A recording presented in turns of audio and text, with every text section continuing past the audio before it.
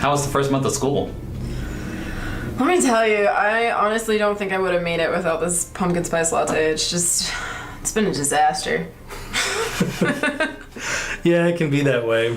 But these, they're good, but it can be a lot of calories and a lot of sugar. And they're just way too expensive. I don't know how people afford this every day. Yeah, it's a lot, but I bet there's a way that we could crack this. That would be awesome, because I'm not willing to give up coffee.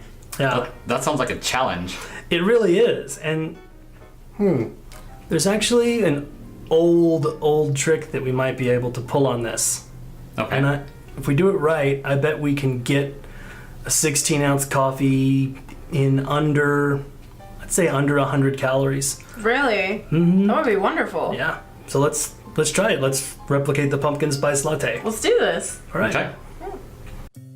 In a large bowl, place 1 stick of room temperature butter. That's about half a cup if you're not using stick butter. Then take a spatula and spread that butter around the bottom of the bowl until it's pretty much covering the whole bottom.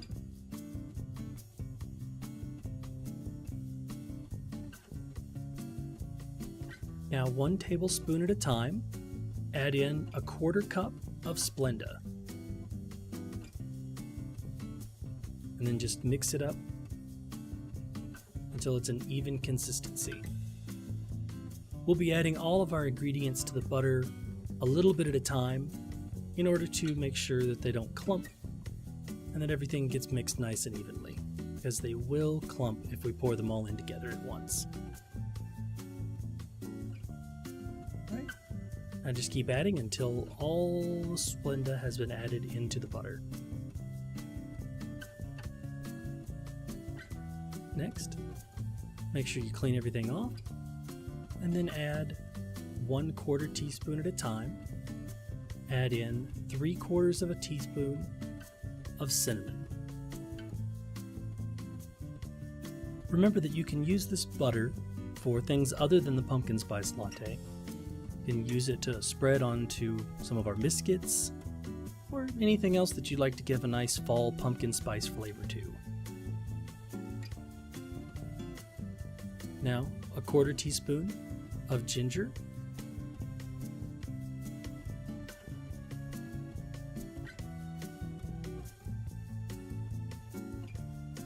a 1/4 teaspoon of nutmeg,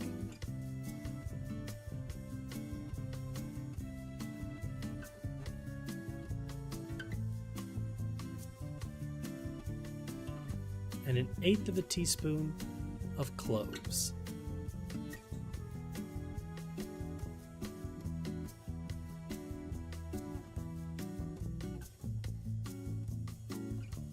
Make sure it's all mixed up well together. Alright, now that that's done, this butter will serve as the delivery system for the pumpkin spice. So let's get to making the latte. The most important part of the coffee is the bean. We're going to be using a burr-style grinder to grind the coffee beans. We're going to be using the finest setting that it has available, which will give us a nice fine powdery ground that we can compress into a puck. Now we're going to use between 1/4 cup and 1/3 of a cup of grounds, depending on how strong you like it. We're going to use 1/3 of a cup here because we like it really strong. You can use dark or espresso roast beans for this. If you don't have a grinder of your own, your local coffee shop will most likely grind it for you. Once the beans are ground, you'll see this nice salt-like consistency in there. Now here's your espresso machine itself. It's going to have a basin, a pot. It will first hold the water and then the espresso itself, and a handle, which when you remove it, contains a little vessel where the espresso beans will be stored. Now, a tablespoon at a time or so, you're going to take your coffee grounds and place them into this little vessel.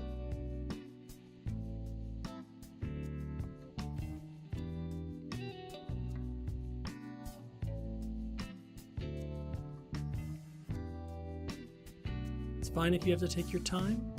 Just make sure you get all the grounds in there. And then you're going to use something to compress them. You can buy a special tamper, but we're just using this container of the nutmeg just because we have it around and it does the job just fine. Compress that nice and tight. And then place it back into the handle. Place the handle back in the machine. This can be tricky.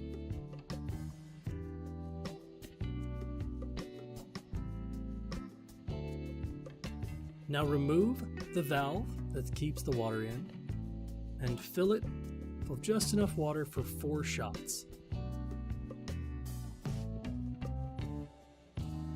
This is if you want to make 2 lattes.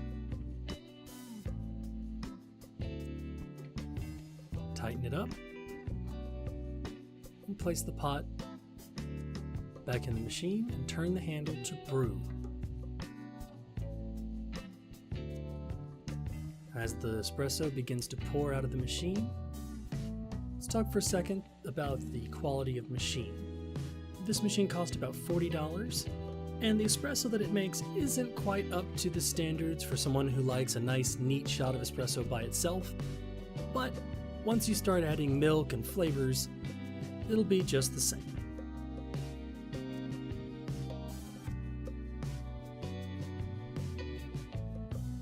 To steam the dairy, go ahead and open up the valve and pour a little water into the tank of your espresso machine.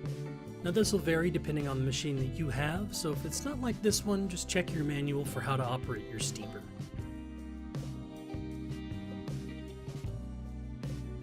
Turn the handle to steam. Right, now we're going to prepare the dairy. If you want your latte to be around 100 calories, then you'll want to use 1 cup of unsweetened coconut milk. If you're going for about full flavor, you'll use a cup of half and half. Either way, it'll keep the carbs to a minimum over using regular milk. Now, place the dairy under the steamer and just keep the tip of that steamer about half an inch from the bottom of the glass. When the milk gets up to about 160 degrees, you can use an instant read thermometer for that, you want to raise the nozzle up so that it starts creating these bubbles. These bubbles will make the foam topping. Now it's time to assemble the latte. Take 3 tablespoons of Splenda. Now add in 2 shots of espresso. This pot measures out 2 and 4 shot measurements. You can use a regular shot glass as well.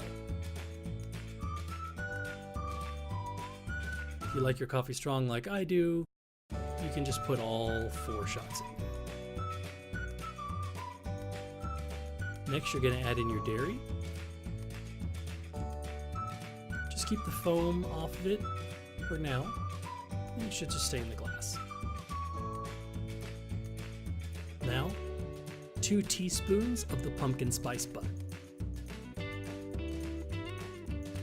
Everything in here is really hot, so it should just dissolve right away, melting right into the latte.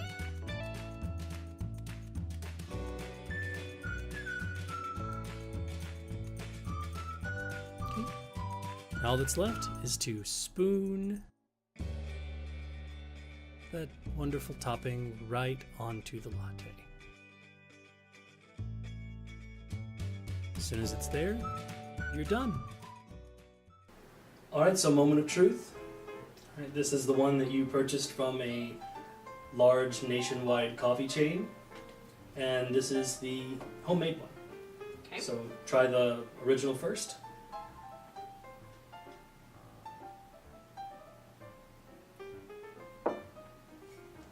Pretty sweet. It's a little too sweet.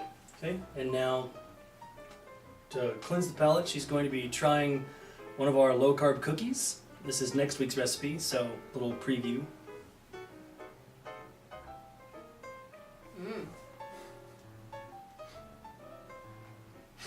Pretty good. It's really chocolatey.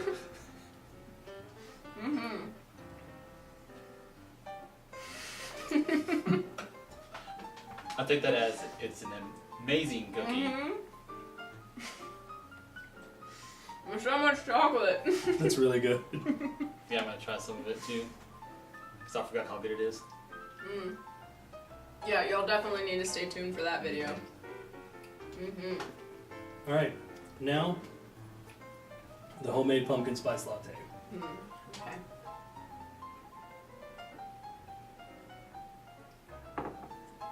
Wow.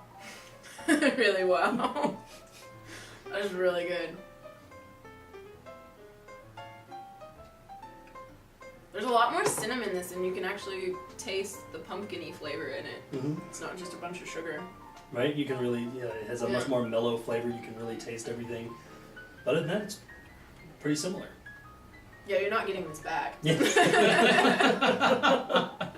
Well, I guess that's about as good a recommendation as we could ask for. And you can use the pumpkin spice butter on just about anything that you want to. So on those cheddar biscuits y'all made, that would go pretty well. Yes, the biscuits from last week. Yeah, that would be good. Yeah, any sort of thing. That's the nice thing about making the butter is that you can put it on anything else. You can mix it in with other drinks. You can mix it in with just about anything, and it'll work great. I like it. And so that about wraps it up. Okay, just make sure to tune in next week for the cookies. And I think that's it for us. We'll see you guys next time here on Savor the Flavor.